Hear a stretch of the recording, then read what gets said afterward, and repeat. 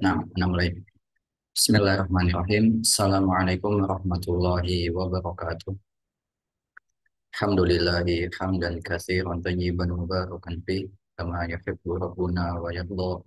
Wa asyhadu an la ilaha illallah wahdahu la syarika lah wa asyhadu anna Muhammadan abduhu wa rasuluh. Allahumma salli wa sallim ala nabiyyina Muhammadin wa ala alihi wa ashabihi wa man tabi'ahum bi ihsanin ila yaumiddin. Allahumma alimna ma yanfa'una wanfa'na bima 'allamtana wa zidna ilma amma ba'd. Baik, para ikhwah jamaah Bumiku Mengaji yang semoga Allah muliakan. Alhamdulillah kita memuji dan bersyukur pada Allah Subhanahu wa taala yang mana Allah Subhanahu wa taala telah memberikan banyak kenikmatan kepada kita semuanya yang sangat banyak dan berlimpah, yang kita sebagai makhluknya yang lemah ini, jika ada dari salah satu kita yang hendak menghitung nikmat Allah yang diberikan kepada kita semua, niscaya kita tidak akan mampu untuk menghitung semua nikmat yang telah diberikan. Allah Subhanahu wa taala berfirman, "Wa in ta'uddu ni'matallahi la tuhsuha." Dan jika sekiranya kalian hendak menghitung nikmat yang telah aku berikan, niscaya kalian tidak akan sanggup untuk menghitung. Kemudian salawat dan salam tak lupa kita sampaikan kepada Nabi kita Muhammad Sallallahu Alaihi Wasallam, pada para keluarganya, para sahabatnya, dan juga orang-orang yang senantiasa mengikuti beliau hingga hari kiamat kelak. Amma ba'd. Dari para ikhwah dan akhwat jamaah Bumi Mengaji yang semoga Allah muliakan, pada malam hari ini, hari Jumat, tanggal 27 Desember 2024, kita akan melanjutkan kembali pembahasan dari Kitabul Jami' min Bulughil Maram yang akan kita baca penjelasannya dari penjelasan yang diberikan oleh Syekh Abdul Aziz bin Bas rahimahullahu taala. Dan kita pada kesempatan kali ini akan memasuki hadis yang baru, yaitu hadis yang berkaitan dengan balasan ataupun konsekuensi bagi mereka yang memutus tali silaturahmi. Hadisnya adalah hadis yang diriwayatkan dari sahabat Jubair bin Mut'im bin Adi bin Naufal bin Abdi Manaf radhiyallahu anhu, ya, yang mana beliau dikenal, ya, dengan sahabat yang mulia, yang mana beliau mengatakan dari Nabi Shallallahu Alaihi Wasallam bahwasanya beliau bersabda, la yadkhulul jannata qati'un, la yadkhulul jannata qati'un. Hadisnya sangat ringan, yang artinya tidaklah akan masuk surga orang yang memutus. Dan Imam Sufyan menjelaskan maksud dari qati' di sini, maksud dari kata memutus di sini adalah qati'ar rahim, yaitu mereka yang memutus tali silaturahim. Hadis ini sahih, diriwayatkan oleh Imam Muslim di dalam kitab sahihnya. Para ikhwah dan akhwat yang semoga Allah muliakan, hadis ini tegas memberikan peringatan kepada kita semuanya, ya, tentang konsekuensi ataupun dosa ataupun balasan yang akan nanti didapatkan bagi mereka yang meninggalkan kewajiban daripada menyambung tali silaturahim ini. Yang mana kalau kita melihat hadis yang sebelumnya kita bawakan atau hadis yang sebelumnya kita bacakan, itu berkaitan dengan ganjaran, ya, ataupun pahala dari orang-orang yang menyambung tali silaturahim. Bahwasanya hadis yang sebelum kita baca berbunyi, man ahabba an yubsata lahu fi rizqihi wa ayun sa'alahu fi atharihi falyasil rahimah. Barang siapa yang hendak, yang mau, yang ingin untuk dilapangkan rezekinya, dipanjangkan umurnya, maka hendaknya ia menyambung tali silaturahim. Nah, hadis berikutnya yang datang yang barusan kita baca, yang akan kita bahas di sini, yaitu tentang dampak negatifnya, dampak buruknya, ya, ataupun konsekuensi daripada meninggalkan. Jadi kalau kita ingin perhatikan sebelum kita membahas lebih jauh daripada makna dari hadis ini metode umum yang dilakukan atau metode umum yang digunakan syariat Islam secara umum, yaitu metode tafsir dan juga tandir, atau kabar gembira, memberikan kabar gembira, memberikan eh, kabar baik, dan juga kemudian diiringi dengan memberikan peringatan. Dan ini umum dilakukan dipraktekkan dalam syariat Islam. Ya, sebagaimana kita tahu sebelumnya bahwasanya hadis yang kita bahas pertemuan sebelumnya membahas tentang keutamaan orang yang menyambung tali silaturahim, dan tentu ini merupakan kabar gembira bagi mereka yang menyambung tali silaturahim. Kemudian hadis yang kita baca di sini adalah konsekuensi bagi yang meninggalkannya. Ini adalah peringatan ataupun ancaman, ya. Dan ini senada dengan apa namanya firman Allah Subhanahu wa taala, yang dimana Allah Subhanahu wa taala tidaklah mengutus para utusannya, yaitu para rasul, melainkan untuk sebagai pembawa kabar gembira dan juga membawa peringatan. Dalam banyak ayat Allah Subhanahu wa taala firmankan, diantaranya dalam surat Al-An'am ayat yang ke-48, wa ma nursilul mursalin illa mubasyirin wa mundirin. Dan tidaklah kami utus para rasul itu melainkan untuk memberi kabar gembira dan juga memberikan peringatan. Ya. Kemudian Allah juga firmankan di dalam surat Al-Baqarah ayat yang ke-116, inna arsalnaka bil haqqi basyira wa nadhira. Sesungguhnya kami telah mengutusmu dengan kebenaran sebagai pembawa berita gembira dan juga sebagai pemberi peringatan. Kemudian Allah juga firmankan dalam surat Saba ayat 28, wa ma arsalnaka illa kafatan linnas basyira wa nadhira. Dan kami tidaklah mengutus engkau melainkan kepada umat manusia seluruhnya sebagai pembawa berita gembira dan sebagai pembawa atau pemberi peringatan. Kemudian dalil dari hadis yang menggambarkan metode ini juga sabdanya Rasulullah SAW, yassiru wala tu'assiru wabashiru wala tunaffiru. Berikanlah kemudahan dan janganlah kalian menyusahkan. Dan berikanlah kabar gembira dan janganlah engkau membuat orang menjauh.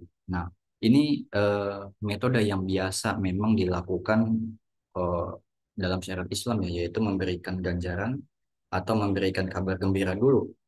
Barulah setelahnya diberikan ancamannya, barulah setelahnya diberikan peringatannya. Dalam kasus ini adalah terkait dengan kewajiban silaturahim. Allah Subhanahu wa taala dalam beberapa firman-Nya mewajibkan hambanya untuk menyambung tali silaturahim kepada sesama kerabatnya. Maka di situ akan ada ganjaran bagi siapa yang melakukannya. Kemudian Allah pun di sini melalui lisan Rasulnya, melalui sabda Rasulullah SAW, memberikan peringatan kepada para umatnya bahwa konsekuensi dari orang-orang yang meninggalkan silaturahim. Dan ini konsekuensinya lumayan besar, ya, dan cukup besar, yaitu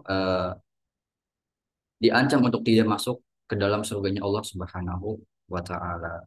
Dan tentu kita harus menjaga diri kita dari ancaman ataupun peringatan ini.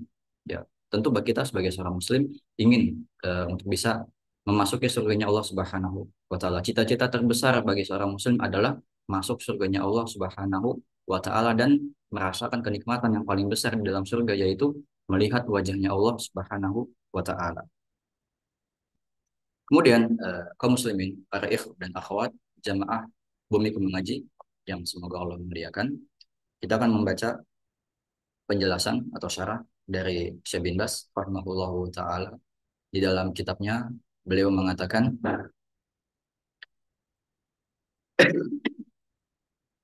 hadzal lafdzu anin nabiy sallallahu alaihi wasallam marfu'an. Lafaz ini dari Nabi sallallahu alaihi wasallam, riwayatnya itu marfu, yaitu maksudnya adalah sampai riwayatnya kepada beliau sallallahu alaihi wasallam. Jalur riwayatnya, jalur sanadnya itu sampai kepada beliau sallallahu alaihi wasallam. Wa annahu la yadkhulul jannata qati'ur rahim, dan bahwasanya tidak akan masuk ke surga orang yang memutus tali silaturahim. Wa hadza yadullu ala anna qati'atar rahim min asbabil hirman min dukhulil jannah. Dan hal ini menunjukkan bahwasanya orang yang memutus silaturahim, ya, perbuatan memutus silaturahim ini adalah di antara sebab-sebab diharamkannya seseorang untuk masuk surganya Allah Subhanahu wa taala. Nas'alullah al-afiyah. Kita memohon perlindungan kepada Allah Subhanahu wa taala. Ya. Allah Subhanahu wa taala mengancam, ya, di dalam firman-Nya, itu mereka orang-orang yang memutus tali silaturahim, di dalam surat Muhammad ayat yang ke-22 sampai yang ke-23.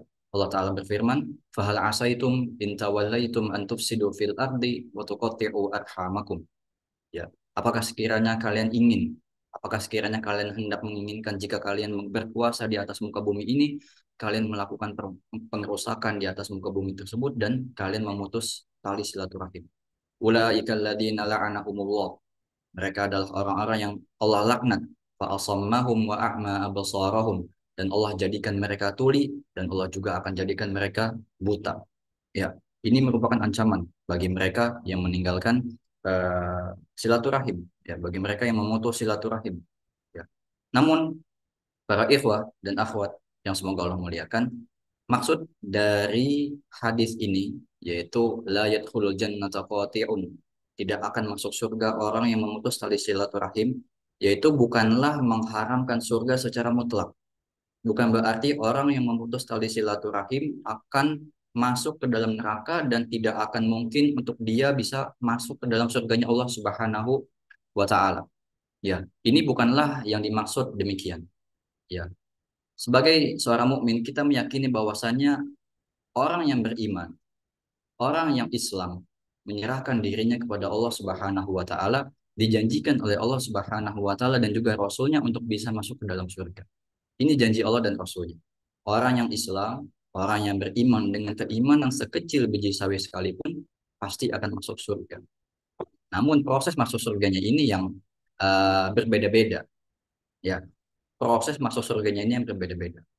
Seorang Muslim pasti masuk surga, namun ada kemungkinan dia terlebih dahulu masuk ke neraka sebelum dia masuk ke surga.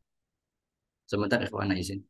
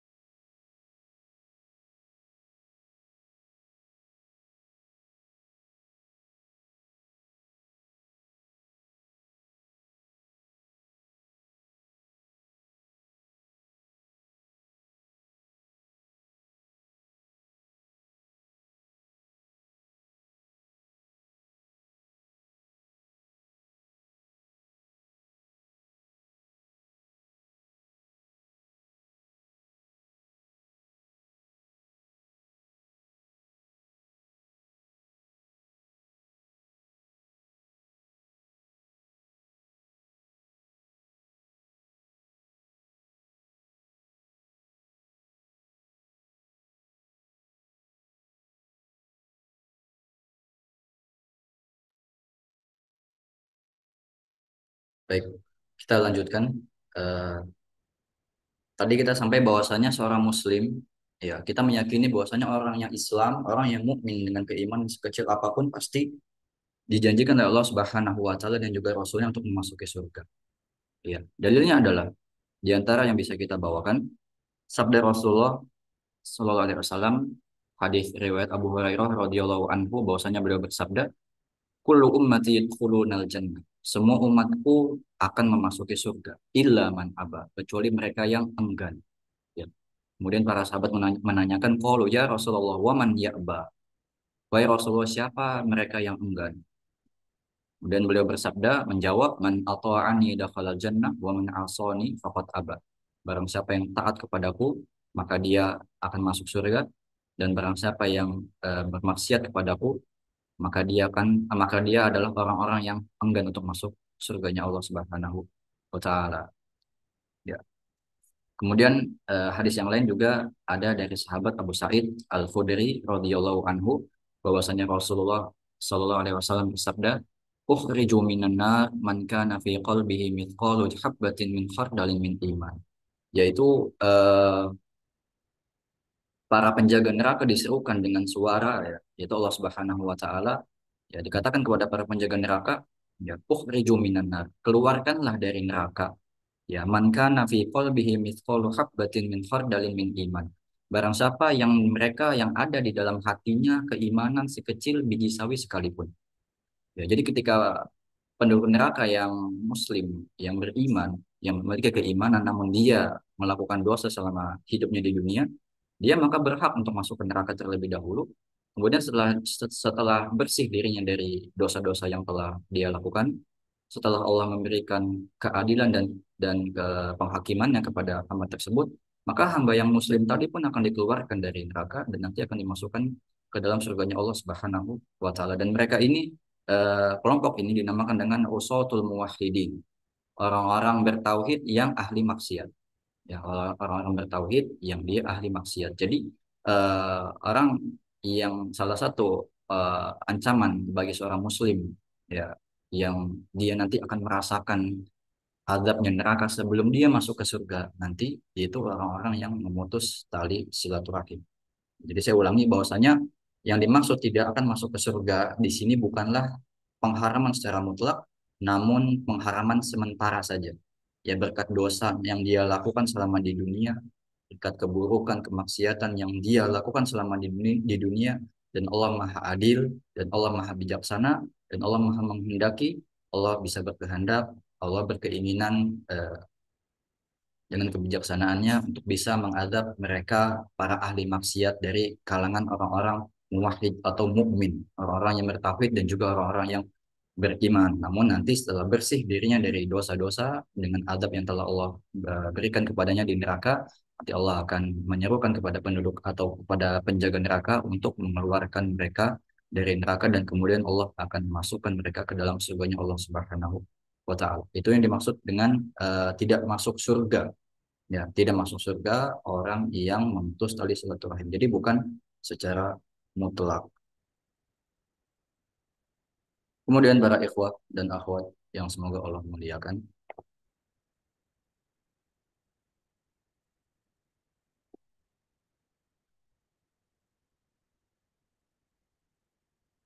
Di antara eh,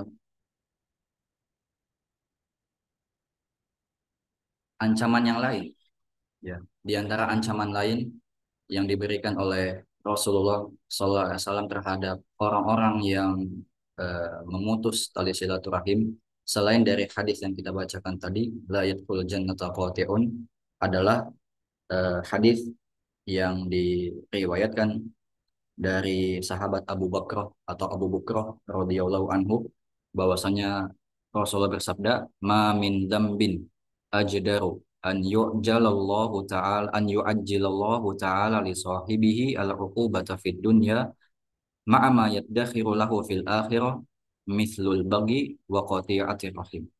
Ya, ma min dzambin, tidak ada dosa yang lebih pantas untuk disegerakan balasannya bagi para pelakunya di dunia, maksudnya tidak ada dosa yang lebih pantas untuk disegerakan balasannya kepada para pelakunya di dunia ini daripada perbuatan melampaui batas, yaitu kezoliman al-baghi, dan juga apa, qati'atir rahim, yaitu tindakan memutus tali silaturahim. Ya, jadi dua dosa ini adalah dosa yang selain nanti ada balasannya di akhirat, Allah simpan nanti penghakimannya di akhirat kelak, Allah akan segerakan balasannya, atau Allah akan segerakan azabnya di dunia ini. Itu mereka yang melakukan al-baghi, kezaliman, ya, melampaui batas atas dirinya sendiri, dan juga qati'atir rahim, yaitu memutus tali silaturahim. Dan ini merupakan ancaman yang keras untuk para pelaku pemutus tali silaturahim.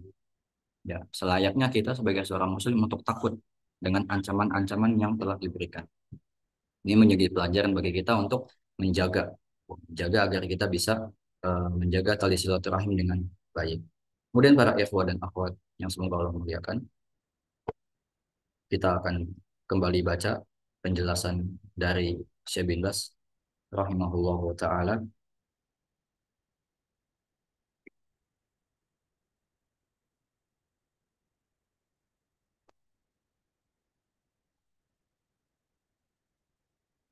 Kemudian Syekh bin Baz rahimahullahu taala membawakan dalil dari kitab Sahih Bukhari, wa fi sahih, beliau mengatakan wa fi sahih, di dalam kitab Sahih Bukhari, radhiyallahu anhu wa rahimahu anin Nabi sallallahu alaihi wasallam, dari Nabi sallallahu alaihi wasallam, annahu qala, bahwasanya beliau bersabda, laisal wasilu bil mukafi, laisal wasilu bil mukafi, bukanlah orang yang menyambung silaturahim adalah mereka yang membalas kebaikan dengan kebaikan. Al mukafi maksudnya adalah membalas kebaikan dengan kebaikan yang serupa. Bukanlah orang yang menyambung tali silaturahim adalah mereka yang membalas kebaikan dengan kebaikan yang serupa. Walakinil wasilu alladzi idza quti'at rahimuhu wasolaha. Akan tetapi orang yang menyambung tali silaturahim yang hakiki adalah mereka yang ketika diputus silaturahimnya, mereka tetap menyambungnya. Ya. Kemudian beliau mengatakan fal wasilu alal haqiqati wal kamali huwallazi yasiluhum wa in qata'uhu. Menyambung tali silaturahim yang hakiki dengan bentuk yang sempurna adalah mereka yang menyambung silaturahim meskipun mereka diputus silaturahimnya oleh keluarganya sendiri atau oleh kerabatnya sendiri. Ini adalah bentuk menyambung silaturahim yang paling hakiki. Jadi kalau ada orang bilang eh, malas misalkan silaturahim karena kerabatnya melakukan perbuatan buruk kepadanya, maka ini nggak bisa dijadikan alasan. Maka ini nggak bisa dijadikan dasar untuk menggugurkan kewajiban menyambung tali silaturahim. Karena kata Rasulullah, sejatinya orang yang menyambung silaturahim adalah mereka yang ketika diputus, ketika mereka diperlakukan tidak baik oleh kerabatnya, mereka tetap berbuat baik kepada kerabatnya dengan apa? Dengan menyambung tali silaturahim kepada mereka semuanya. Mereka nggak pilih-pilih. Orang ini nggak pilih-pilih. Ya, baik kerabat yang tetap berbuat baik kepadanya, ataupun kerabat yang mungkin memberikan perlakuan yang kurang baik kepadanya, ataupun kerabat yang mungkin cuek, yang mungkin benar-benar tidak mau berhubungan dengan kita, namun kita tetap berusaha, namun orang itu tetap berusaha untuk menyambung silaturahim dengan kerabat yang tersebut. Ini adalah hakikat dari menyambung tali silaturahim. Kemudian kata Syekh, amma ida wasolahum ida wasaluhu. Adapun jika menyambung silaturahim apabila kerabatnya silaturahim kepadanya, wa qata'ahum idza qata'uhu, dan memutus silaturahim ketika kerabatnya memutus silaturahim kepadanya, fahadza mukafiun, dan ini adalah yang dinamakan mukafi, yaitu memberikan balasan dengan balasan yang serupa, ya. Wa hadza yakunu ma'ar rahim wa ma'a ghairi rahim, dan ini bisa dilakukan kepada kerabat dan juga kepada selain kerabat. Nggak ada bedanya kalau misalkan silaturahim itu adalah mukafi. Kalau misalkan silaturahim itu adalah mukafi, yaitu memberikan balasan dengan balasan yang serupa, maka tidak akan ada bedanya antara silaturahim dengan kerabat, ya, itu berbuat baik dengan kerabat dengan berbuat baik kepada selain kerabat. Allah Subhanahu wa taala berfirman, hal jazaul ihsani illal ihsan. Bukankah balasan kebaikan dengan kebaikan yang serupa? Kemudian Allah juga berfirman, wa jazaa'u sayyi'atin sayyi'atun mithluha, dan balasan keburukan yaitu dengan keburukan yang serupa. Ini namanya mukafi. Baik dibalas dengan kebaikan, buruk dibalas dengan keburukan yang serupa. Ya, ini namanya mukafi, dan mukafi bisa dilakukan kepada kerabat dan juga kepada selain kerabat. Ini namanya mukafi. Jika ada orang yang berbuat baik kepada kita, kita diperintahkan untuk berbuat baik juga kepadanya. Hal jazaa'ul ihsani ilal ihsan. Ini namanya mukafi. Dan jika misalkan kita mendapatkan perlakuan kurang buruk, ya, dari saudara kita sesama muslim, ya, selain kerabat, maka kita diperbolehkan untuk membalas dengan balasan yang semisal, ya. Balasan dengan balasan yang semisal ini namanya mukafi. Namun faman afa wa aslaha fa ajruhu 'ala Allah, dan barang siapa yang memaafkan dan berbuat baik, maka pahalanya di sisi Allah Subhanahu wa taala. Kita boleh membalas keburukan dengan keburukan yang semisal, namun memaafkan adalah yang lebih baik. Ya, ini namanya mukafi, dan ini bisa dilakukan kepada selain kerabat ataupun kerabat. Tapi yang namanya silaturahim ini hanya bisa dilakukan kepada kerabat. Silaturahim hanya bisa dilakukan kepada kerabat, sebagaimana definisi ar-rahim, ya, kerabat yang kita jelaskan pada pertemuan sebelumnya. Dan nanti insya Allah akan kita coba jelaskan lagi apa yang dimaksud dengan kerabat. Siapa saja mereka yang wajib untuk kita jaga tali silaturahimnya dan tidak boleh kita putus tali silaturahim. Mereka yang punya hak untuk kita sambung tali silaturahimnya. Ini adalah silaturahim. Silaturahim hanya bisa dilakukan kepada kerabat.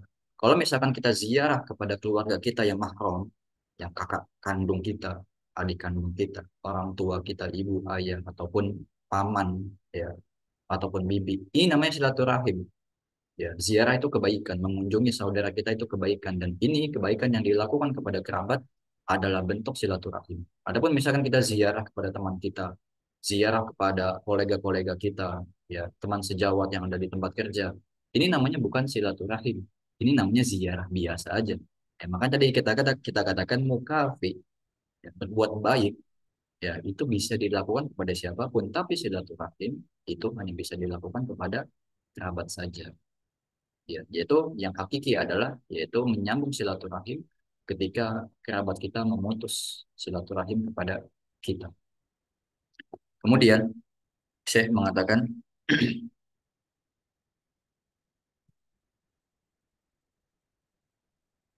sebelum kita lanjutkan perkataan Syekh, kita akan jelaskan siapa sajakah yang dimaksud dengan kerabat yang wajib untuk kita jaga tali silaturahim kepada mereka. Saya nukil eh, dari kitab Ruhul Ma'ani, yang dimana di situ dikatakan Ar-Rahim yang dimaksud di sini adalah rahimnya wanita. Lafat silaturahim, lafat ar-rahim yang digunakan oleh Rasulullah di dalam sabdanya, di dalam hadisnya, yang dimaksud adalah rahim wanita, yang merupakan konotasinya untuk menyebutkan karib kerabat. Ya. Kemudian Ar-Raghib Al-Asfahani, Imam Ar-Raghib Al-Asfahani mengatakan ar-rahim rahimul mar'ah. Ar-rahim yang dimaksud adalah rahimnya wanita. Baitun manbati waladiha wa ra'ahuha wa minhu usta'ir rahim lil qarabah likaunihim kharijina min rahimin wahidatin. Yang dimaksud dengan rahim adalah rahim wanita, yaitu baitu manbati waladiha, tempat keluar tempat di mana janinnya berkembang, tempat di mana janinnya berkembang, dan juga tempat di mana janin itu terlindungi di dalam perut wanita. Kemudian kata beliau ustu'ir rahim lil qarabah. Kata atau istilah ar-rahim itu digunakan untuk menyebutkan karib kerabat. Ya, likaunihim kharijina min rahimin wahidatin. Karena mereka itu berasal dari satu rahim atau keluar dari satu rahim, atau mereka memiliki darah yang sama yang mengalir di dalam tubuh mereka. Ya, jadi dari sini bisa kita rincikan bahwa kerabat kerabat itu, ya, itu kurang lebih secara umum dibagi menjadi dua, yaitu kerabat yang mahram dan kerabat yang non mahram. Ya, kerabat yang mahram dan juga kerabat yang non mahram. Kerabat yang mahram yaitu adalah yang ketika ada yang yang berbeda jenis kelamin dengan kita, maka kita diharamkan untuk menikah dengan.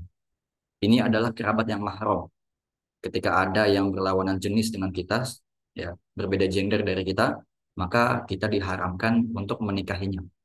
Misalkan eh, memiliki saudara kakak ataupun adik, ya, seorang laki-laki memiliki kakak ataupun adik perempuan, maka dia diharamkan untuk menikahinya. Dan ini yang dinamakan dengan kerabat mahram. Ya, ayah ibu jelas, kemudian berarti masuk juga di dalamnya anak afan, ya, anak dari saudara laki-laki maupun perempuan, ataupun saudara, dan juga masuk ke dalamnya saudara laki-laki ataupun saudara perempuan dari ayah ataupun ibu, paman atau bibi. Ya, secara umum kita gambarkan ayah, ibu, kerabat yang mahram itu ayah, ibu, kemudian yang ada di atasnya yaitu kakek, nenek, dan seterusnya jika masih ada, ya, buyut, ya, buyut, itu semuanya adalah kerabat yang mahram. Kemudian juga ada saudara, saudara laki-laki maupun perempuan, ya. Kemudian juga ada anak, ya, anak jelas, ya, anak yang ada di bawah kita, tingkatan di bawah kita. Kemudian juga cucu-cucu, yaitu semuanya kerabat yang mahram. Ya. Kemudian juga yang ke samping yaitu saudara dari ayah ataupun ibu, ya, paman ataupun bibi, yang mana mereka semuanya adalah kerabat mahram. Ya, jika ada yang eh, berbeda jenis kelamin dari kita, maka kita diharamkan untuk menikahi mereka. Itu adalah kerabat mahram. Ya. Kemudian kerabat yang non mahram, kerabat yang non mahram adalah mereka kerabat yang bukan mahram kita. yaitu berarti anak-anak dari saudara-saudari kita. Ya, anak-anak dari, afwan, anak-anak dari paman ataupun bibi kita. Ya, anak-anak dari paman atau bibi kita, atau dalam kata lain sepupu. Kalau dalam bahasa Indonesia istilahnya sepupu. Kita punya istilah sepupu, yaitu anak dari paman atau bibi kita. Itu mereka kerabat, termasuk kerabat kita, namun bukan mahram kita. Berarti kalau bukan mahram bisa kita nikahi, bisa dinikahi. Seorang laki-laki misalkan punya paman, ya, seorang laki-laki misalkan dia punya paman dan pamannya punya anak perempuan, maka dia halal untuk menikahi anak perempuan dari pamannya tersebut. Ya, dan ini merupakan kerabat yang bukan mahram yang juga masih punya hak untuk disambung tali silaturahim kepada mereka dan jangan sampai terputus tali silaturahim dari mereka. Saya ulangin secara umum, eh, kerabat yang wajib kita jaga tali silaturahimnya dibagi menjadi dua, yaitu kerabat yang mahram dan juga kerabat yang non mahram. Kerabat yang mahram adalah mereka yang haram untuk kita nikahi, ya. Haram yang kita nikahi yaitu ayah, ibu, orang tua, dan ke atas kakek nenek dan juga buyut, kemudian anak, ya, laki-laki, perempuan, dan ke bawah semuanya sampai cicit, ya. Kemudian saudara-saudara kita yang sekandung ataupun yang tiri juga termasuk, kandung ataupun yang tiri. Kemudian juga paman, ya, kemudian paman ataupun bibi. Mereka semuanya adalah mahram, apa, kerabat mahram yang tidak boleh kita nikah. Kemudian yang kedua adalah kerabat non mahram, yaitu mereka adalah sepupu, anak perempuan ataupun laki-laki dari paman ataupun bibi kita. Sepupu merupakan kerabat yang bukan mahram, yang mereka semuanya punya hak untuk kita jaga tali silaturahim. Kemudian para ikhwah dan akhwat yang semoga Allah memuliakan, pertanyaan berikutnya yang bisa kita lemparkan mungkin adalah maka bagaimana cara silaturahim yang dimaksudkan dalam syariat. Kalau tadi dari tadi kita bicara tentang jaga tali silaturahim, ganjarannya ini dan itu. Ya, kemudian jangan kau putus tali silaturahim, maka ganjarannya ini dan itu. Kemudian akan muncul pertanyaan bagaimana cara kita silaturahim kepada kerabat kita, ya kan? Bagaimana cara kita silaturahim kepada kerabat kita agar apa? Agar kita bisa menjaga diri kita, ya, agar kita bisa eh, konsisten menjaga diri kita untuk senantiasa eh, menyambung silaturahim dengan mereka dan juga kita berlepas dari ancaman yang diancamkan kepada mereka yang meninggalkan silaturahim.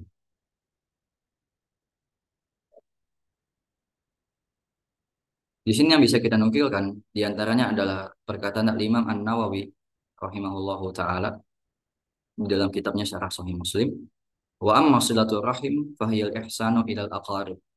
Adapun silaturahim yang dimaksud adalah berbuat baik kepada karib kerabat.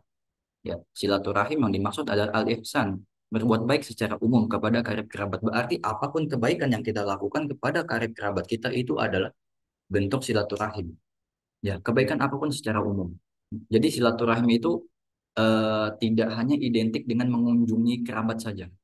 Kalau kita mungkin orang Indonesia pahamnya yang namanya silaturahim atau silaturahmi itu adalah berkunjung, ya, main ke tempat saudara, silaturahim. Padahal dengan kita menelpon pun, misalkan menelpon ibu, misalkan menelpon kakak, misalkan, ataupun ketik pesan singkat lewat sosial media, misalkan, itu adalah bentuk silaturahim, ya, merupakan salah satu bentuk silaturahim. Mengirimkan uang kepada mereka, bantuan misalkan, ataupun mengirimkan hadiah kepada mereka, itu adalah bentuk silaturahim. Menanyakan kabar kepada mereka, itu adalah bentuk kebaikan yang sifatnya adalah silaturahim kepada mereka. Karena dikatakan silaturahim adalah berbuat baik kepada kerabat, dan berbuat baik ini maknanya umum. Ya. Dan Al-Imam An-Nawawi melanjutkan, sesuai dengan keadaan orang yang hendak menghubungkan. Ya. Ala hasabi halil wasil wal mausul. Sesuai dengan keadaan orang yang hendak menghubungkan atau orang yang hendak silaturahim dengan keadaan orang yang hendak disilaturahim. Ya. Fataratan takunu bil mal. Kadang-kadang bentuknya berupa kebaikan dalam hal harta. Wataratan bil khidmah, dan kadang bentuknya berupa kebaikan memberikan tenaga. Kalau misalkan kita punya harta berlebih, maka kita bisa berbuat kebaikan dengan memberikan sebagian harta kita. Kalau misalkan seorang memiliki keterbatasan dalam hal harta, maka dia tetap bisa berbuat kebaikan kepada kerabatnya dengan cara memberikan bantuan jika dalam eh, keadaan sulit misalkan, jika kerabatnya membutuhkan bantuan misalkan. Wataratan biziyarati wassalami wa ghairi dzalik. Dan kadang bentuknya adalah dengan mengunjunginya atau dengan ziarah kepadanya dan juga dengan memberikan salam dan yang semisalnya. Ini adalah salah satu bentuk cara atau bentuk eh, contoh ya yang diberikan oleh Al-Imam An-Nawawi daripada bersilaturahim. Jika yang memiliki kelebihan harta bisa memberikan bantuan berupa harta. Jika misalkan memiliki keterbatasan, maka bisa juga memberikan bantuan berupa tenaga dan minim-minimnya juga bisa sekedar mengucapkan salam kepada mereka ataupun memberikan kunjungan atau ziarah kepada mereka. Kemudian asar yang lain yang bisa kita bacakan dari Al-Qadiyat tentang bentuk atau cara silaturahim yang dibenarkan sesuai syariat adalah kata beliau darajatun silaturahim darajatun ba'duha arfa'u min ba'din. Silaturahim itu punya bentuk yang punya bentuk yang derajatnya itu berbeda antara satu sama lain. Silaturahim punya bentuk yang derajat yang berbeda antara satu sama lain. Wa adnaha tarkul muhajarah. Kata beliau Al-Qadiyat yang paling rendah dari bentuk silaturahim adalah meninggalkan pengasingan.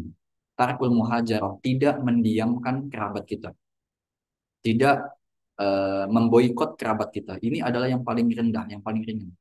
Ya, nanti akan kita bahas hadis tentang boikot atau al-hajr dari kitab Jami ini. Nanti ada hadis yang berkaitan dengan al-hajr atau memboikot ataupun mendiamkan saudara.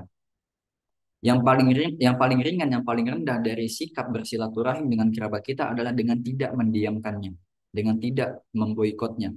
Ya, tarkul muhajar, wasilatuha bil kalam walau bis salam.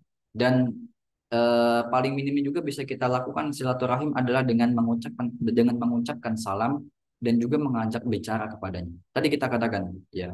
Jadi silaturahim ini enggak kaitannya erat dengan hanya mengunjungi ya, bukan hanya ziarah, tapi bisa juga kita dengan bentuk berbicara atau ngobrol kepada mereka. Misalkan kita sekarang sudah era digital, zaman yang canggih, kita bisa telepon dia dimanapun kita berada, dimanapun dia berada. Terpisah ruang dan waktu, misalkan dia ada di belahan dunia yang mana, kita ada di belahan bumi yang mana, ya, yang memiliki perbedaan waktu, misalkan yang tinggal di Amerika, yang tinggal di Kanada, yang tinggal di Emirates, ya punya kerabat di Indonesia, maka ya minimal kita telepon. Ya mungkin kalau kita kunjungi kerabat yang ada di Indonesia, kita harus pergi ke Indonesia dari Amerika, dari negara-negara yang lain, ini butuh biaya otomatis kan. Ya, butuh biaya yang dikeluarkan dan juga butuh waktu tentunya di tengah-tengah kesibukan kerja misalkan. Maka minimal kita bisa telepon ya kan. Kita bisa teks, kita bisa kirim pesan singkat kepada kerabat kita dengan ucapan salam dan semisalnya. Ini merupakan bentuk daripada menyambung silaturahim.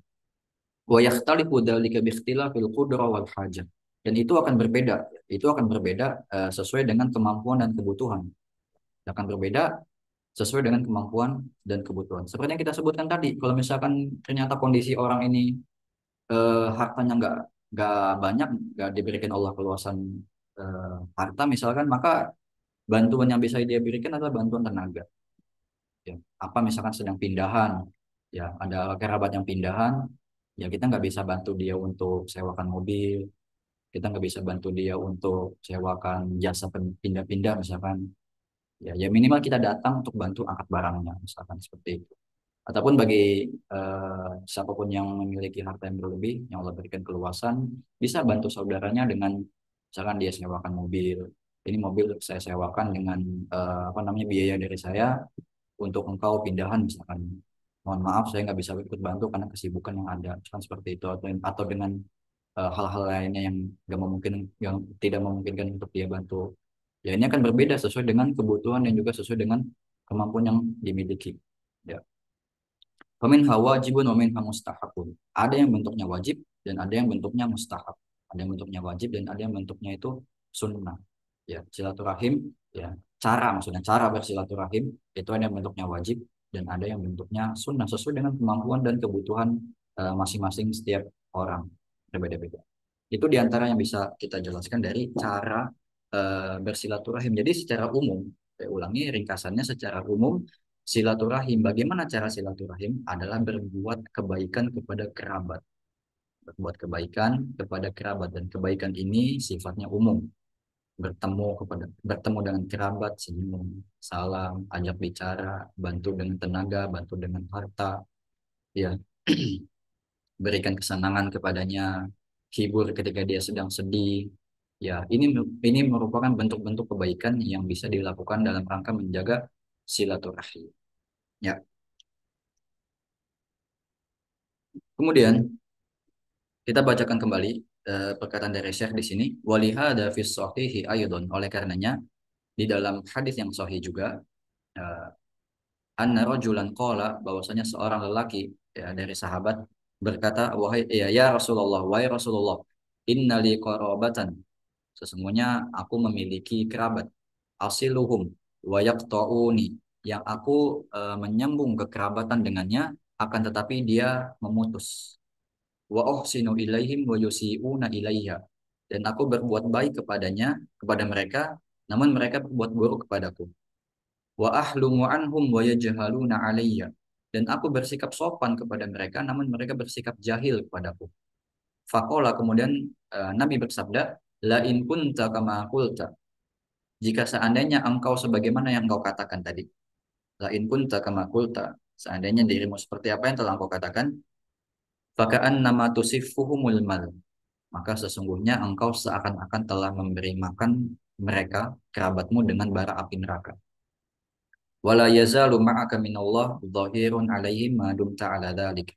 Dan Allah Subhanahu wa taala senantiasa memberikanmu penolong atas tindakan mereka selama engkau berbuat seperti itu. Nah, ini ya ketika ada seorang sahabat yang mengadukan kepada Rasulullah terkait perlakuan kerabatnya kepada dirinya. Yang dimana yang mana sahabat ini telah berupaya untuk menjalankan kewajiban menyambung tali silaturahim. Aku berbuat baik kepada kerabatku, namun mereka berbuat buruk kepadaku. Ya. Aku bersikap sopan kepada mereka, namun mereka bersikap jahil kepadaku. Ya kan? Aku menyambung silaturahim kepada mereka, namun mereka memutus silaturahim itu kepadaku. Nah, ini adalah hakikat dari silaturahim. Makanya apa kata Rasulullah? La in kunta kama qulta, jika memang benar engkau sebagaimana yang engkau katakan, faka'an nama tusifuhumul mal. Ya, seakan-akan engkau memberikan makan kepada kerabatmu itu apa? Bara api neraka.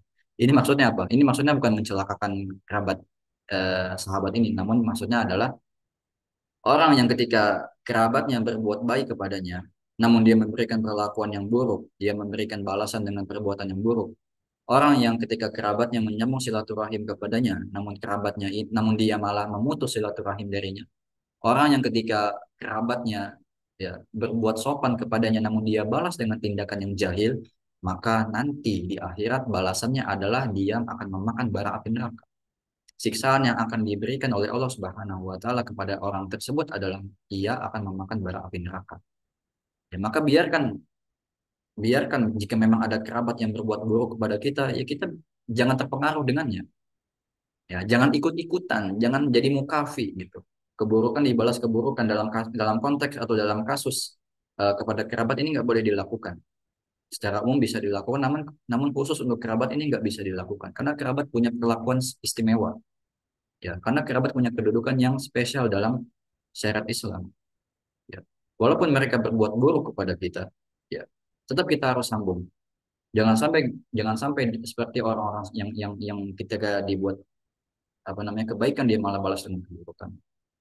Ketika dibuat sopan malah dia malah balas dengan kejahilan. Maka balasannya nanti apa akan Allah berikan bara api neraka yang dimakan oleh para pelaku sifat-sifat ini. Ya. Dan kemudian Rasulullah memberikan kabar gembira kepada sahabat ini bahwasanya Allah Subhanahu wa taala akan senantiasa memberikan penolong atas tindakan mereka. Ya. Allah senantiasa akan memberikan penolong, Allah akan senantiasa memberikan kepadamu penjagaan atas tindakan mereka selama engkau berbuat seperti itu. Ya. Kemudian Syekh menjelaskan dari hadis ini, hada yadullu ala annal wasil yu'inuhu Allahu wa yusaddiduhu. Hadis ini menunjukkan bahwasanya orang yang menyambung silaturahim, maka Allah akan membantunya dan Allah akan melapangkan urusannya. Ya. Wa yudhiruhu ala khusumihi min aqaribihi. Dan Allah akan menolongnya atas permusuhan yang didapat dari kerabatnya. Maka jangan khawatir kalau ada yang mendapatkan perlakuan buruk dari kerabatnya, jangan dibalas dengan perbuatan yang sama. Balas dengan perbuatan yang baik. Biarkan saja, biarkan ya orang berbuat jahat kepada kita, biarkan kerabat berbuat jahat kepada kita, namun kita jangan sampai ikut-ikutan dengan perlakuan tersebut. Kenapa? Karena Allah senantiasa memberikan pertolongan kepada orang tersebut. Allah akan senantiasa memberikan kelapangan dalam urusannya, dan Allah akan memberikan pertolongan. Allah akan menolongnya atas permusuhan yang didapat dari kerabatnya. Li'annahu ahsana ilaihim. Kenapa Allah memberikan semua itu? Li'annahu ahsana ilaihim. Karena dia telah berbuat baik kepada kerabatnya. Ya, karena dia telah berbuat baik kepadanya, maka Allah akan berikan kebaikan kepada dia. Wa adda wajibahu min silatirrahim, dan yang paling penting adalah dia telah menunaikan kewajibannya, yaitu dengan menyambung tali silaturahim. Ini yang paling penting. Kenapa Allah memberikan ganjaran yang luar biasa? Karena dia telah berbuat baik kepada kerabatnya, dan yang paling penting karena dia telah menunaikan kewajibannya sebagai seorang muslim dengan menyambung silaturahim kepada kerabatnya, walaupun kerabatnya memberikan perlakuan yang buruk terhadap diri. Ya, jadi nggak ada alasan, tidak ada alasan sedikit pun sekecil apapun bagi seorang muslim memutus tali silaturahim dengan kerabatnya hanya dengan dasar kerabatnya berbuat buruk kepadanya. Nggak ada alasan. Ya, nggak ada alasan. Karena ini kewajiban. Kewajiban ini mutlak. Ya, jika ada pertanyaan bagaimana jika misalkan orang tua kita berbuat buruk kepada kita, apakah boleh kita balas? Apakah boleh kita diamkan orang tua kita? Maka jawabnya tidak. Tetap bakti kepadanya, tetap berbuat baik kepadanya. Ya, tunjukkan sifat kualitas orang muslim yang sejati. Ya, jika ada saudara kita, kakak atau adik kita berbuat buruk kepada kita, apakah boleh kita balas dengan keburukan yang sama? Tidak jawabannya. Ya, karena itu adalah kewajiban Anda untuk menjaga silaturahim kepada dia, kepada mereka. Dan menjaga silaturahim adalah dengan berbuat kebaikan kepada mereka. Al-ihsanu ilaihim, berbuat kebaikan kepada mereka.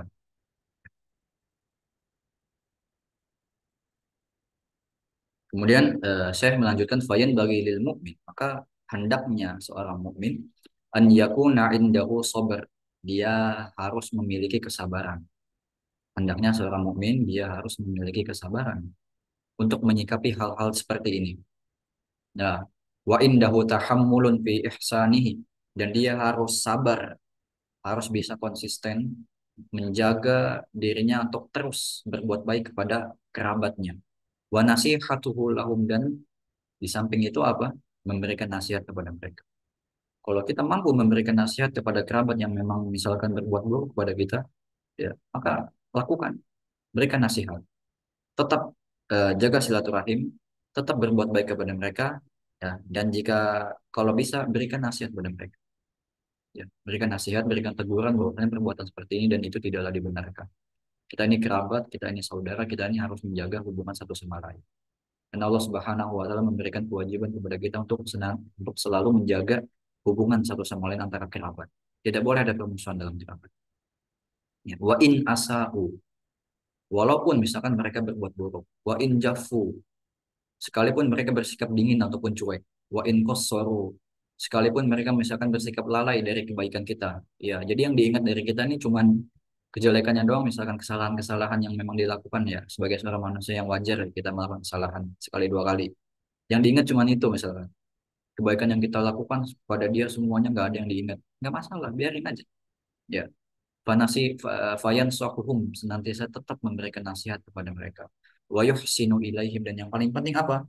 Berbuat baik kepada mereka. Karena dengan perbuatan baiknya kita, walaupun mereka berbuat buruk kepada kita, itu secara tidak langsung adalah nasihat untuk mereka. Ya, diharapkan Allah Subhanahu wa taala mengetuk hati mereka dengan hidayahnya. Mereka akan sadar di situ, mereka akan malu. Ya, orang manusia yang waras, ya, manusia yang waras yang akalnya masih sehat. Ya, yang akalnya masih sehat, dia akan malu ketika dia berbuat buruk kepada seseorang, tapi orang itu malah balas kebaikan. Malu. Ya, orang yang jahat, orang yang zalim, ketika dia zalimi orang dan orang itu membalas dengan kezaliman kepada dirinya, itu dia malah tambah senang. Ya, dia malah tambah seneng. Orang main api, apinya malah dibesarkan gitu. Itu yang dia mau. Jadi kalau ada orang yang membuat keburukan, apalagi kerabat di sini, ya, namun dibalas dengan kebaikan. Kalau orang yang masih sehat akalnya, maka dia akan malu. Maka secara nggak langsung berbuat baik kepada kerabat, walaupun mereka berbuat buruk, ini juga nasihat sebenarnya kepada orang tersebut. Ya, nasihat yang bukan lisan, ya, nasihat nonverbal. Ya, makanya kita diperintahkan untuk berbuat baik, walaupun mereka berbuat buruk. Ya, wa ya'muruhum bil ma'ruf, dan memerintahkan mereka dalam kebajikan, wa yanhahum 'anil munkar, dan melarang mereka dari perbuatan yang mungkar, wa yuwasi faqirahum, dan menghibur ataupun membantu orang fakir dari kerabat kita, dari kerabat mereka, wa yuhsinu ilaihim, ya, mahmastata'a minal khair, dan berbuat kebaikan sebatas kemampuan yang dimiliki, ya, kepada kerabat, wa in asa'u wa in jaffu, walaupun mereka berbuat buruk dan walaupun mereka bersikap cuek ataupun dingin. Yarju ma indallahi fi dzalik. Apa yang diinginkan dari hal itu semuanya? Kita menginginkan ma indallahi fi dzalik, apa yang ada di sisi Allah dari pahala yang telah Allah janjikan.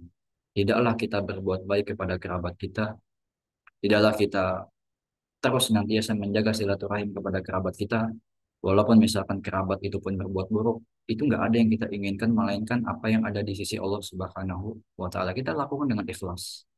Dan kita lakukan dengan ikhlas, mengharapkan pahala di sisi Allah Subhanahu wa Ta'ala, dan kita berharap dari perbuatan kita, dari tindakan kita tersebut, eh, kerabat yang tadi, ya, kerabat yang berbuat buruk bisa Allah Subhanahu wa Ta'ala berikan hidayah kepada dirinya, sehingga dia bisa tersadarkan, sehingga dia bisa kembali ke jalan yang benar, kembali ke jalan yang lurus. Ya, itu yang kita harapkan.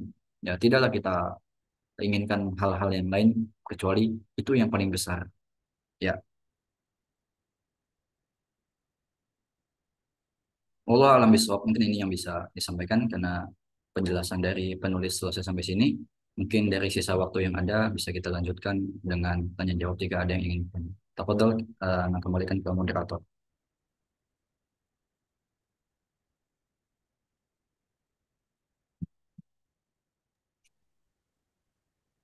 Alhamdulillah, jazakallahu khairan Ustadz atas penyampaian materi hari ini.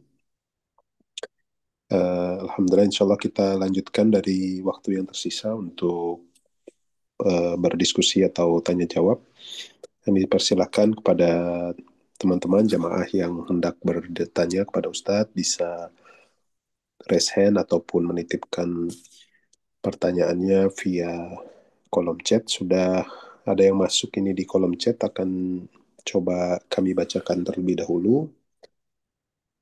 Assalamualaikum Ustadz, izin bertanya, berdosakah kami jika tidak lagi bersilaturahim dengan paman kandung yang berprofesi sebagai dukun?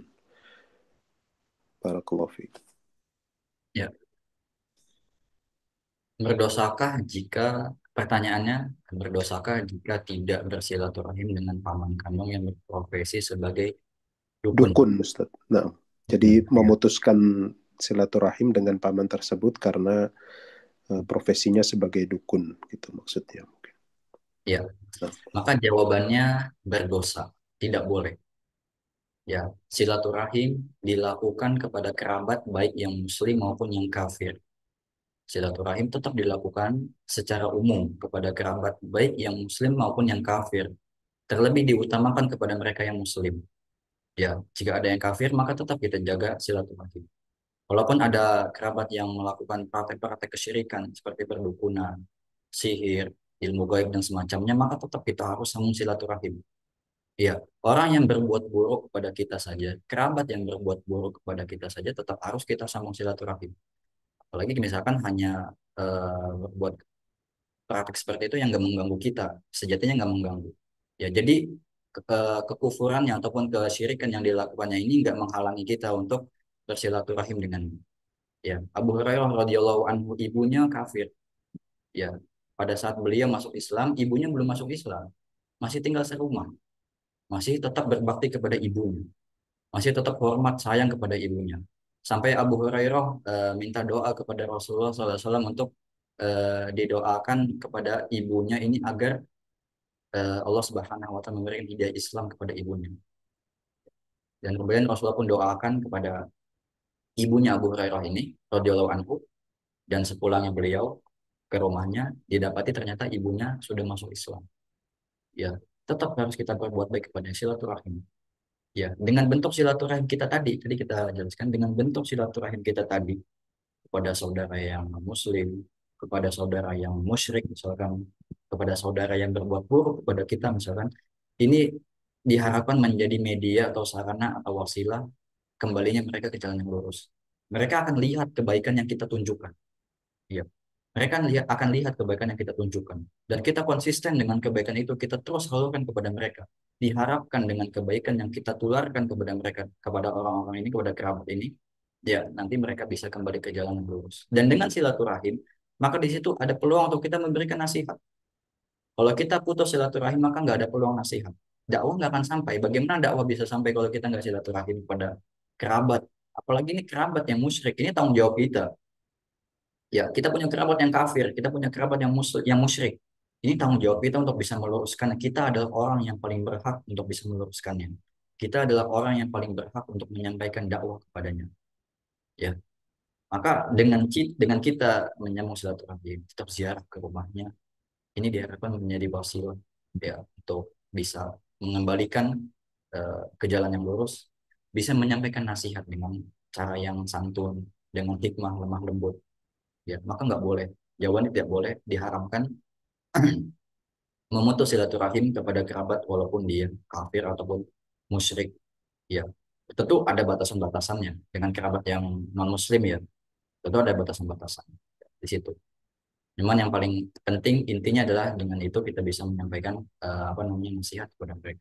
Kita bisa menyalurkan kebaikan kepada mereka. Karena Allah Subhanahu wa taala tidak melarang seorang mukmin untuk berbuat baik kepada orang yang kafir. Kalau misalkan mereka tidak eh, mengganggu kita, mereka tidak memerangi kita, mereka tidak mengusir kita dari kampung halaman kita, Allah tidak melarang. Dalilnya adalah firman Allah Subhanahu wa taala, la yanhaakumullahu 'anil ladzina lam yuqatilukum fid dini wa lam yukhrijukum min diyarikum an tabarru wa tuqsitu ilaihim. Allah tidaklah melarang untuk kalian berbuat baik kepada orang kafir yang mereka tidak memerangi kalian, tidak mengusir kalian dari apa namanya kampung halaman kalian. Innallaha yuhibbul muqsitin. Allah Subhanahu wa taala menyukai, semuanya Allah Subhanahu wa taala menyukai orang-orang yang berbuat baik. Dan ini ayatnya maknanya ini secara umum ya. Ini ayatnya maknanya secara umum, maka terlebih lagi kepada kerabat kita. Maka terlebih lagi kepada kerabat kita. Jadi kekufurannya, kesyirikan yang dilakukannya tidak menghalangi, tidak bisa menjadikan alasan kita untuk memutus silaturahmi. Maka dari sekarang sambung silaturahim lagi kepada paman yang tadi, ya agar tetap terjaga, agar kita tetap bisa menunaikan kewajiban kita sebagai seorang muslim, yaitu menyambung silaturahim, dan diharapkan tetap dengan doa semoga hidayah Islam, ya hidayah jalan yang lurus, agama yang murni, agama yang lurus ini bisa kembali masuk ke dalam hati. Allah alam bisawab. Baik, jazakallahu khairan Ustaz. Yang selanjutnya dari penanya yang sama melanjutkan pertanyaannya, berdosakah jika kami tidak lagi bersilaturahim dengan kerabat yang sombong karena status sosialnya yang lebih tinggi? Iya, maka jawabannya sama. Ya, entah yang eh, berprofesi sebagai dukun dengan kemusyrikannya, dengan kesyirikannya, maka terlebih ini hanya bersikap sombong dengan status sosial yang dimiliki. Dan dari eh, kajian yang disampaikan tadi, penjelasan dikit yang saya sampaikan tadi, bahwasanya tidak ada alasan untuk memutus silaturahim kepada kerabat, meskipun mereka berbuat buruk, meskipun mereka bersikap sombong, meskipun mereka bersikap cuek, meskipun mereka hanya mengingat keburukan kita, tidak mengingat kebaikan kita, itu tidak bisa menjadikan alasan untuk bisa memutus silaturahim. Dan jika kita memutus silaturahim kepada mereka, kita yang berdosa. Karena kita meninggalkan kewajiban. Ya, karena kita meninggalkan kewajiban. Yang kufur, yang syirik saja kita masih harus diwajibkan untuk menyambung, apalagi hanya yang sombong. Maka jawabannya sama, tidak boleh. Allah alam. Baik, jazakallahu khairan Ustaz. Selanjutnya ada yang sudah raise hand, Ibu Yuniarti, dipersilahkan. Ya, Assalamualaikum warahmatullahi wabarakatuh, Pak Ustadz. Semoga Pak Ustadz dan keluarga selalu dalam lindungan Allah Subhanahu wa Ta'ala. Saya izin bertanya, Pak Ustadz, meneruskan pertanyaan yang dua tadi. Jadi, saya tuh punya kerabat. Memang bukannya sombong ya, Pak Ustadz. Em, nggak tahu apa hatinya keras, apa gimana ya, Pak Ustadz. Kalau kita nasihati, padahal dia sendiri belajar agama, memahami agama yang saya ketahui ya dia agamanya bagus, sholatnya insya Allah bagus ya kalau menurut pandangan manusia ya. Tapi Allah itu menilainya kan berbeda Pak Ustadz. Jadi dia tuh senangnya gimana ya? Kalau ke saudara tuh bukannya sombong, jadi dia tuh bisa misalnya mencari nafkah, tetapi senangnya tuh kadang-kadang suka senangnya meminta-minta kepada orang tua atau ke kerabat yang lain gitu, Pak Ustadz. Itu senangnya begitu, Pak Ustadz. Jadi, terus mengambil harta harta orang tua gitu. Senangnya begitu, padahal dia bisa mencarinya. Itu kan berdosa ya. Jadi kitanya jadi gara-gara hal sepele itu jadi kita menjadi memutuskan hal apa eh, silaturahmi Afwan Ibu, mohon maaf, gara-gara mungkin bisa hal yang langsung seperti ke itu. Kan pertanyaannya Ibu. orang Islam itu tidak boleh seperti Ibu itu ya Pak Ustadz. Yuniarti, Assalamualaikum. Iya, bagaimana Afwan, Pak Ustadz kalau menemukan seperti itu jejak kalau nah, jazakillah khair. Baik, terima kasih pertanyaannya. Saya coba jawab. Maka kejadian-kejadian seperti itu tidaklah tidaklah asing terjadi di kalangan saudara atau kerabat. Namanya urusan muamalah atau hubungan sesama manusia pasti akan terjadi konflik, pasti akan terjadi gesekan. Walaupun dengan kerabat sekalipun, walaupun antara kakak dan adik, walaupun antara ayah dan anak, walaupun antara ibu dan anak, ya antara ibu dan paman itu hal yang sangat wajar terjadi.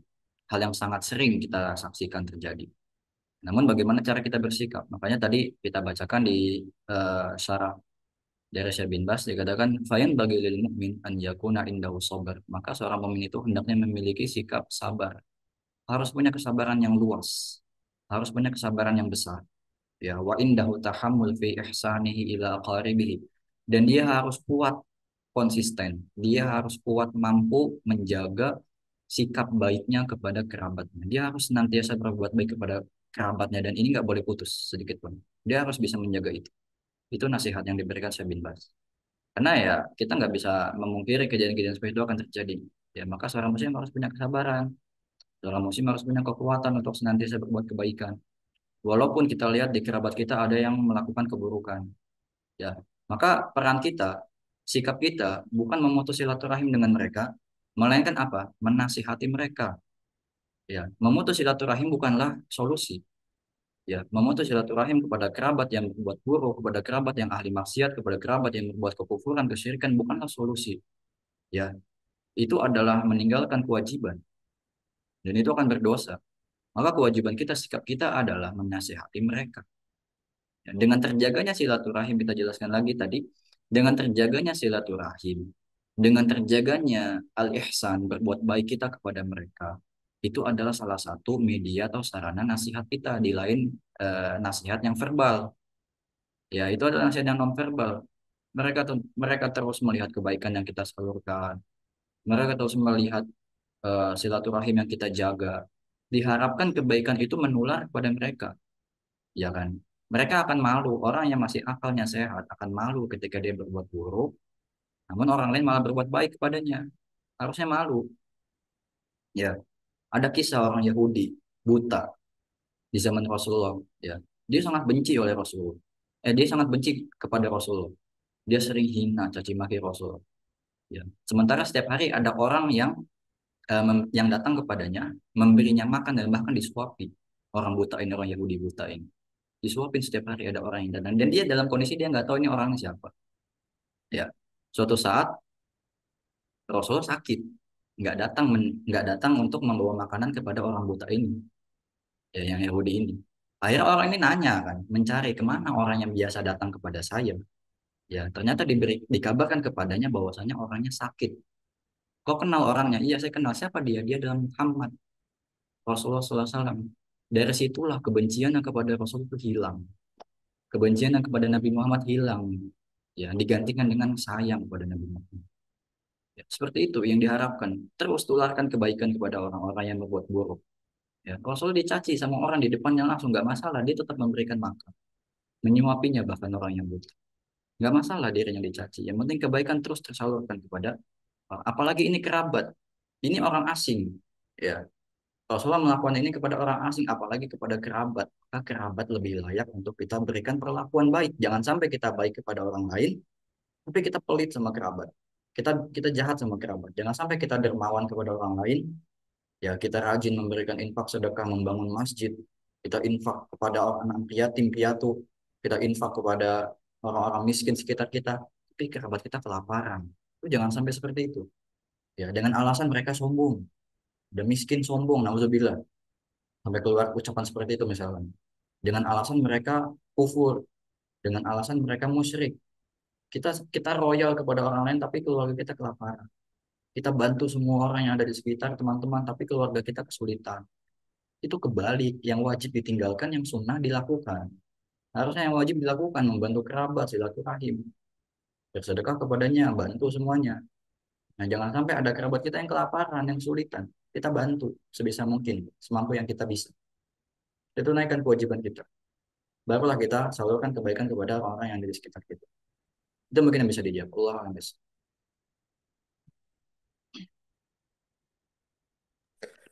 Baik, Nam, jazakallahu khairan Ustaz atas jawabannya dari pertanyaan tersebut. Selanjutnya belum ada lagi yang masuk ini Ustaz di chat maupun yang raise hand. Baik. Mungkin Kalau ada satu lagi yang raise hand Ustaz. Masih ya, boleh Ustaz? ya silakan. Silakan. Silakan kepada Akhi Yuliadi. Assalamualaikum Ustaz. Assalamualaikum Izin warahmatullahi bertanya, wabarakatuh. eh, Silakan. apakah ada batasan minimal kita silaturahim? Kalau misalnya silaturahimnya setahun sekali pada saat Lebaran saja, apakah itu mencukupi, Ustaz? Nah, Iya, batasan minimal silaturahim yang tadi dikatakan oleh Al-Qadi Iyad adalah tarkul muhajarah, meninggalkan boikot, meninggalkan apa namanya, mendiamkan saudara kita, membiarkan saudara kita, kita nggak tegur, kita nggak sapa, kita nggak ucapkan salam, nggak pernah mengunjungi sama sekali misalkan. Ya, itu adalah batasan minimal. Kalau misalkan masih dalam kadar mengunjungi setahun sekali, selama misalkan dalam momen Lebaran, Idul Fitri, misalkan pulang kampung, ya ziarah ke kampung halaman, silaturahim dengan kerabat, dan itu rutin misalkan dilakukan setiap tahun, maka nggak mengapa.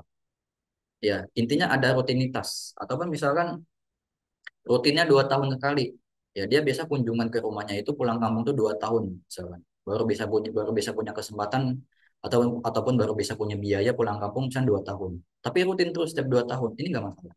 Atau misalnya kan 5 tahun misalkan, 5 tahun sekali saya pulang, karena saya mampunya 5 tahun dapat jatah liburnya setiap 5 tahun, ataupun biasanya saya baru bisa ngumpulin biaya untuk pulang kampung setiap 5 tahun, dan ini rutin dilakukan konsisten, dia di atas hal tersebut, ini nggak masalah. Jadi batasan minimalnya yang penting tidak mengabaikan keluarga kita. Ya, walaupun misalkan dalam 5 tahun itu kita nggak ziarah, tapi ternyata kita dengar dia terkena musibah, bisa kita bantu, kita bantu. Ya, ataupun tadi kita bilang kan, kita zaman zaman sekarang ada HP, gadget, telepon. Setahun sekali pulang nggak masalah. Tapi jangan sampai teleponnya setahun sekali juga. Kebangetan, apalagi anak sama orang tua. Ya, pulang setahun sekali nggak masalah, pulang udah 2 tahun sekali nggak masalah, ketemu 5 tahun sekali nggak masalah. Yang penting jangan sampai nelponnya 5 tahun sekali, jangan sampai kirim pesannya 2 tahun sekali, sekedar kirim pesan, assalamualaikum bu, gimana kabar, assalamualaikum bu, udah makan belum, assalamualaikum bu, apa, tanyakan kabar yang lain gitu kan. Jangan sampai itu juga 5 tahun sekali, 2 tahun sekali, setahun sekali, itu bisa dilakukan setiap hari. Ya, itu yang perlu kita jaga. Alhamdulillah kita sudah dimudahkan dengan teknologi, dan kita harus manfaatkan dengan baik untuk menjalankan kewajiban, untuk mengerjakan ketaatan kepada Allah Subhanahu wa taala dengan silaturahim. Jadi nggak masalah batasan minimalnya nggak ada patokan misalkan bagaimana bagaimana. Yang penting tidak mengabaikan keluarga, yang penting tidak memboikot kerabat. Ya, ketika mereka salam, ketika mereka menelpon kita nggak mau angkat misalkan, ketika mereka mengajak bicara kita diamkan, kita cuekin, kita acuhkan dia. Nah ini yang dinamakan dengan mendiamkan. Ini yang nggak boleh. Kalau sekedar pulang setahun sekali nggak masalah. Yang penting tadi yang komunikasi harus tetap jalan. Yang paling simpel kita pakai HP.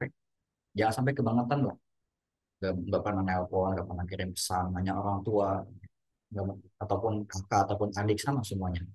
Ya, itu jawaban Allah langsung.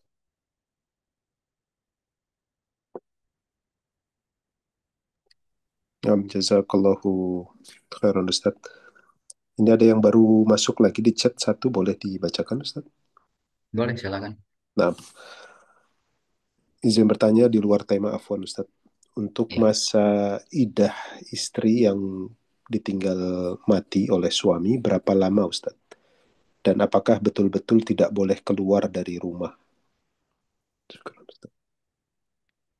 Baik.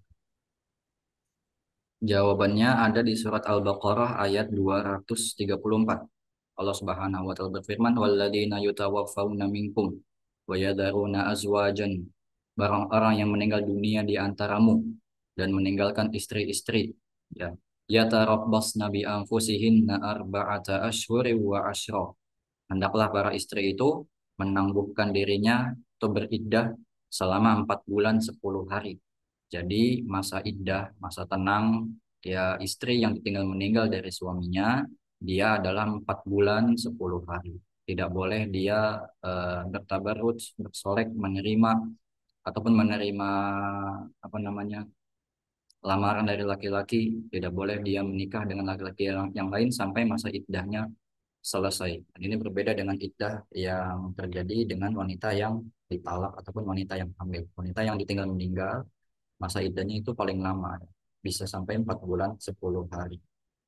Dan apakah eh, betul-betul tidak boleh keluar rumah? Maka jawabannya boleh. Misalkan dia hendak pergi mengaji ke majelis ilmu, misalkan dia hendak berbelanja ke pasar, misalkan dia hendak mengantar anaknya sekolah jika sudah punya anak, ini nggak masalah. Tidak boleh keluar rumah. Yang dimaksud adalah tidak boleh keluar rumah dengan bertabarruj, dengan bersolek. Tidak boleh keluar rumah dengan tujuan safar, ya dengan sendiri tanpa ada mahramnya. Ya, apa namanya larangan-larangan secara umum untuk wanita lah. Larangan-larangan secara umum untuk wanita yang tidak boleh dilakukan. Ya, keluar rumah untuk tujuan-tujuan yang keperluan, sifatnya kebutuhan, maka diperbolehkan silakan. Ya, diperbolehkan silakan dia. Yang tidak diperbolehkan adalah dia menikah dengan laki-laki lain selama masa iddah. Tidak boleh menerima lamaran sekalipun selama masa iddahnya. Dia harus menunggu selama 4 bulan 10 hari. Allah alam bisawab.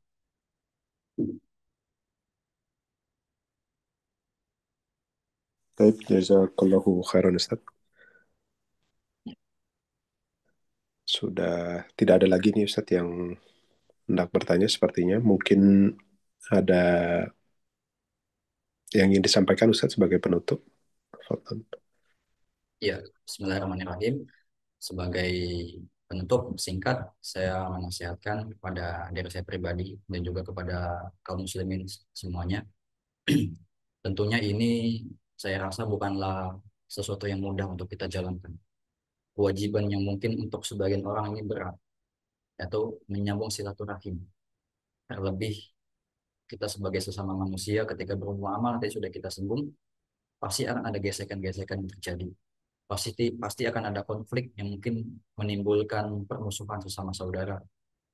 Ini adalah hal-hal yang wajar terjadi antara sesama manusia karena manusia itu eh, apa namanya sifatnya kotor, ya. Senantiasa salah, ya. Pasti akan ada kesalahan yang dilakukan yang tidak disenangi oleh kerabat kita, baik yang sengaja maupun yang tidak disengaja, baik yang sifatnya ucapan maupun sifatnya perbuatan, ya. Seperti itu, baik yang sifatnya terlihat maupun yang tidak terlihat.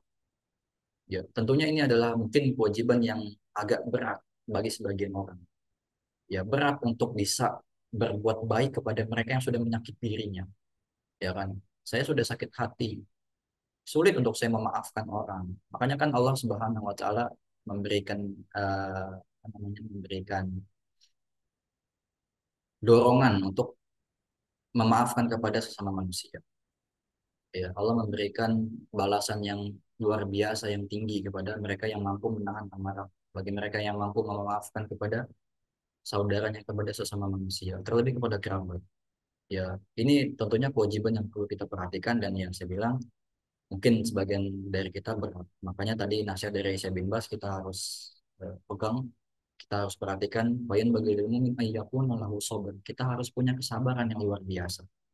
Kita harus punya konsisten, kita harus punya mental yang kuat, mental baja untuk bisa konsisten silaturahmi atau silaturahim.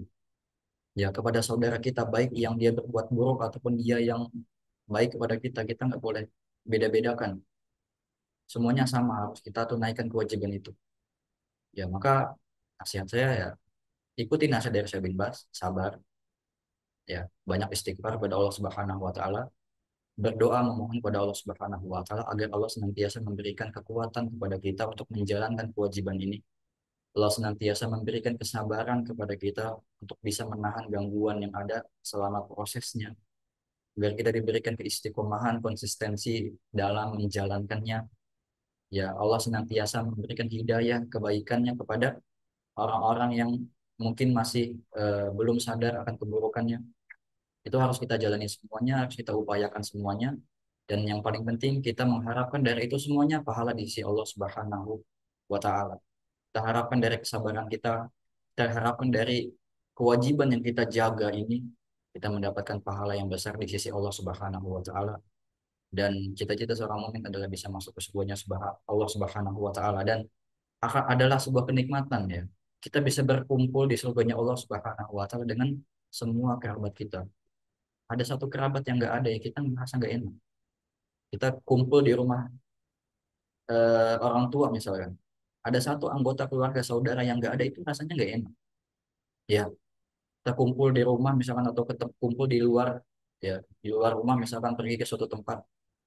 Ada satu keluarga yang nggak hadir, itu nggak enak rasanya. Ya, sebuah kenikmatan yang luar biasa kita bisa berkumpul di surganya Allah Subhanahu wa taala dengan kerabat kita semuanya. Kita ajak mereka semuanya ke dalam kebaikan. Jangan putus silaturahmi dengan mereka. Ya, terus tularkan kebaikan untuk mereka.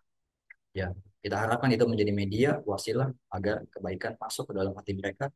Mereka sadar atas keburukannya dan bisa masuk ke jalan yang benar, dan kita bisa dikumpulkan oleh Allah Subhanahu wa taala bersama kerabat kita, bersama keluarga kaum muslimin, bersama Rasulullah SAW di surganya Allah Subhanahu wa taala. Dan itu adalah cita-cita terbesar bagi seorang mukmin.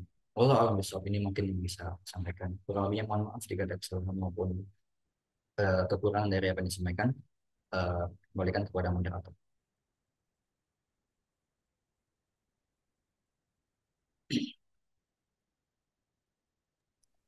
Jazakallahu khairan Ustaz atas materi dan juga nasihat-nasihatnya serta sesi tanya jawab yang telah disampaikan pada malam hari ini.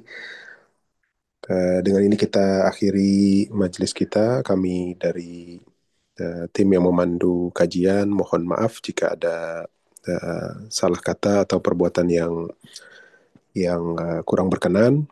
Semoga Allah mudahkan untuk kita berjumpa kembali di majelis-majelis berikutnya. Subhanakallahumma wa bihamdika asyhadu an la ilaha illa anta astaghfiruka wa atubu ilaik. Jazakumullahu khairan. Assalamualaikum warahmatullahi wabarakatuh. Waalaikumsalam warahmatullahi wabarakatuh.